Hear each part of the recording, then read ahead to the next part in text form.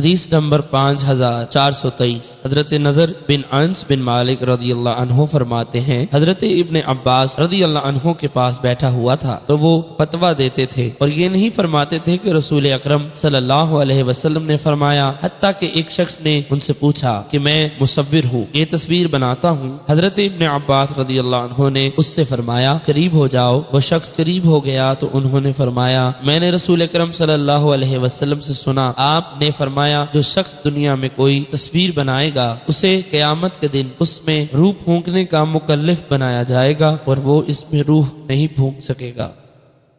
حدیث نمبر 5424 حضرت نضر بن انس رضی اللہ عنہ فرماتے ہیں کہ ایک شخص حضرت ابن عباس رضی اللہ عنہ کے پاس آیا اور انہوں نے نبی اکرم صلی اللہ علیہ وسلم سے اس کی مثل حدیث روایت کی۔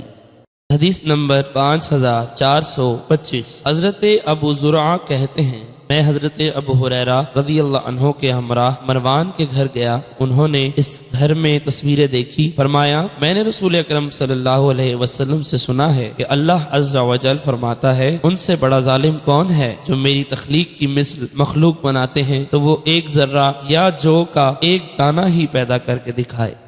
حدیث نمبر 5426 حضرت ابو ذرہ کہتے ہیں میں اور حضرت ابو ہریرہ رضی اللہ عنہ مدینہ طیبہ کے ایک گھر میں داخل ہوئے جو سعید یا مروان کے لیے بنایا جا رہا تھا، بس وہاں ایک مصور کو دیکھا جو گھر میں تصویریں بنا رہا تھا تو حضرت ابو ہریرہ رضی اللہ عنہ نے فرمایا رسول اکرم صلی اللہ علیہ وسلم نے فرمایا، اس کے بعد حسب سابق حدیث ذکر کی، لیکن اس حدیث میں جو کا دانہ پیدا کا ذکر نہیں ہے۔